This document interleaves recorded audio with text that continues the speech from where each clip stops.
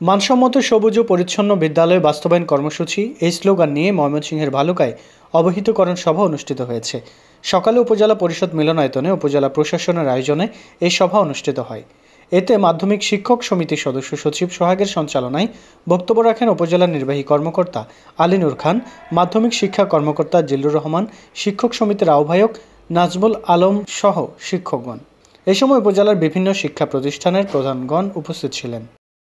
দাম নেই, কোনো মূল্যায়ন নেই, না তার জ্ঞান মানে কোনো দীর্ঘদিন আমাদের শিক্ষা ব্যবস্থায় শিক্ষা কার্যক্রম একটা নিয়মে চলতো। এখন নতুন পরিস্থিতিতে আমাদের যেন শিক্ষার্থীদের মধ্যে একটা চাঞ্চল্য আসে। আপনারা দেখছেন যে আগে কোনো পরীক্ষা পদ্ধতি ছিল না, কিন্তু এই যে আপনারা যে বার্ষিক পরীক্ষা নিচ্ছেন তাতে কিন্তু অনেক শিক্ষার্থী খুশি, বিশেষ করে তাদের অভিভাবকরা খুবই খুশি যে আবারও সেই পুরনো পদ্ধতিতে শিক্ষা কার্যক্রম পরিচালিত হচ্ছে।